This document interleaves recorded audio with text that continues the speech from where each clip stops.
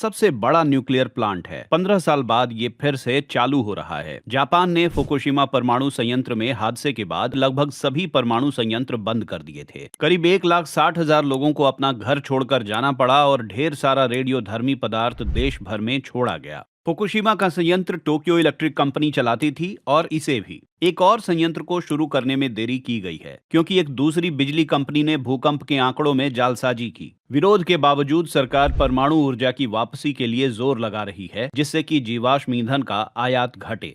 क्या ये सही तरीका है?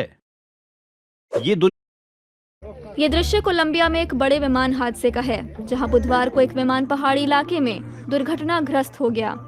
विमान में सवार सभी 15 लोगों की मौत हो गई। इसमें एक सांसद, उनकी टीम के सदस्य और एक अन्य संसदीय उम्मीदवार भी शामिल थे, जो आने वाले चुनावों की तैयारियों में यात्रा कर रहे थे। विमान कुकुता से ओकाना के लिए एक छोटी उड़ान पर था। फ्लाइट ट्रैकिंग डेटा दिखाता है कि उड़ान के लगभग 12 मिनट बाद विमान रेडार से गायब हो गया। सोशल मीडिया पर आए वीडियो में राहत कर्मी मलबे के बीच से रास्ता बनाते हुए दिखाई देते हैं।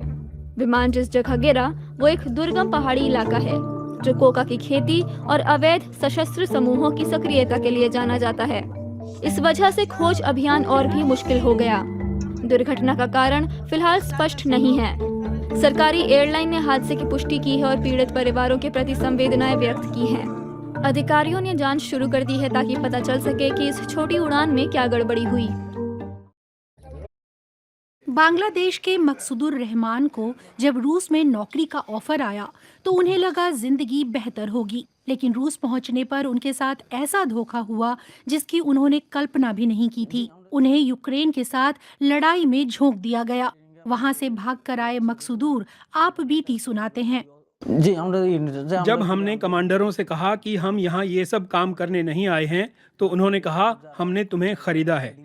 जब हम कोई काम नहीं कर पाते थे तो वे हमें चांटा मारते थे, बूट से हमें ठोकर मारते थे और पीटते थे।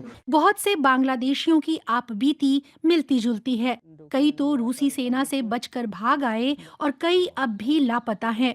गुमशुदा लोगों का परिवार जवाब तलाशने की कोशिश कर रहा है। इन्हीं में से एक हैं सलमा अख्तर, लापता सैनिक अजगर हुसैन की पत्नी।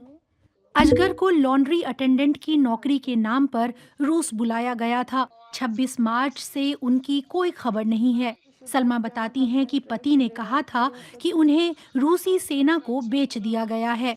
इस जोड़े के 2 छोटे बच्चे हैं। न्यूज एजेंसी एपी की जांच में ऐसी कई कहानियां सामने आई।